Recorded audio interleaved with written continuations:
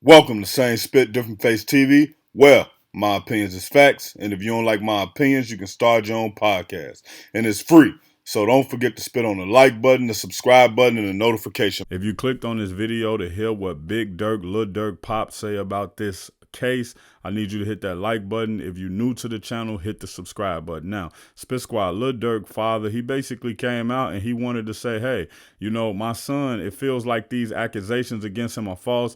Long as he was in the streets, long as he was gang banging, long as he was trolling the ops and I guess stuff like that, everything was cool. But now as soon as he's starting to give back to the community, as soon as he's starting to become more religious, he's praying, he's trying to squash beefs in the neighborhood, they come and pick them up. And yeah, that's what the feds are going to do. The feds let you do as much as you can do. They try to get as much as you on possible. They'll let you function for anywhere from a year to 5 years, 10 years. If it's like non-violent and non-immediate danger, they can see right at that moment. But the reason they let you do that is so by the time they actually bring you to court, is no way you can say, well, you know, that happened, but it didn't quite happen like that. I wasn't the person who, well, I did tell them that, but when I said that, the context of, so the feds kind of just look at it like, okay, this happened. He may be able to explain this, but explain that. Okay, you can explain that, but explain those two things. So they like to get a whole bunch of stuff on you, and they like to get so much information on you to where you have to either cop a plea or you have to snitch and work with them. But in my personal opinion of this situation, as the father, you know, he's supposed to come out and say these type of things. He's supposed to say he innocent.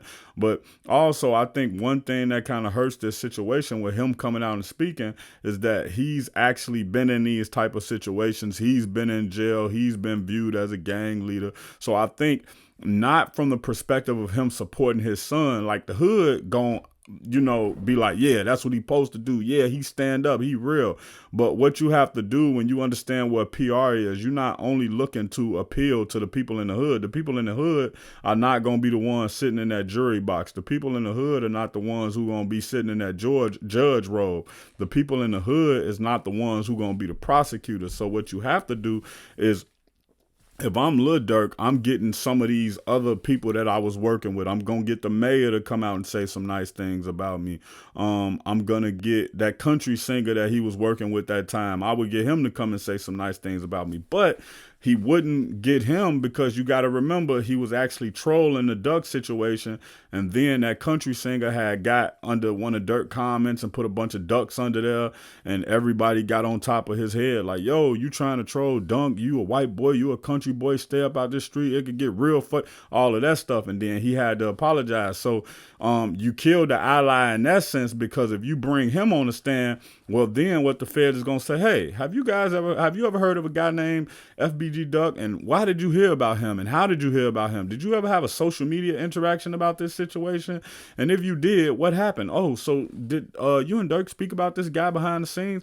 And then the guy's going to say, well, no, we didn't directly speak about him, but he always talked about duck hunting.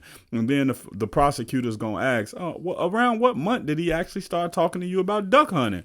And then he going to say, well, it was around this time. And then guess what? The Fed's going to say, oh, so did you know that FBG Duck was killed on this date? Oh, I didn't know that at the time, but I actually figured it out after doing some and that's how it's going to play out. So he really got to find people who can speak on his character, speak on his credibility. Like his engineer is a good person. Like the engineer basically sent the original files and said, hey, this song happened way before this happened. It was done on this date and that murder happened on that date, and I'm willing to testify. So what he has to basically end up doing is painting himself as, hey, I'm somebody who's from the streets, but most of the stuff I'm doing is just posturing. I'm not really into the streets. I'm not really doing this. I'm not really doing that. I'm just trolling. I'm hearing rumors float through the streets. I don't know if they true or not. I'm just hearing them through the grapevine, and I'm just speaking on them because these are the things I'm hearing. How am I to know that they coming out and they turning out to be real? And then the worst thing he would possibly have to do if they say, well, who are you hearing these things from?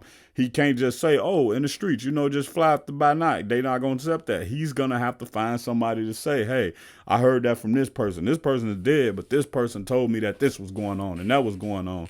And it's just so much stuff that he would have to be able to explain. But again, you got to commend the father for coming out to speak up for his child. But I think in a better PR move, so let's put it like this.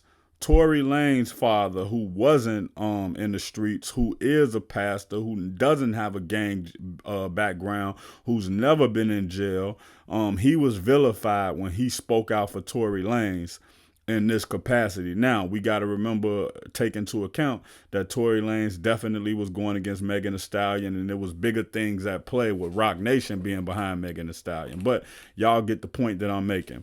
If you want more hip-hop and celebrity updates, click the subscribe button. Check out my original Chicago hood movie in the end screen, No Time to Play Fair.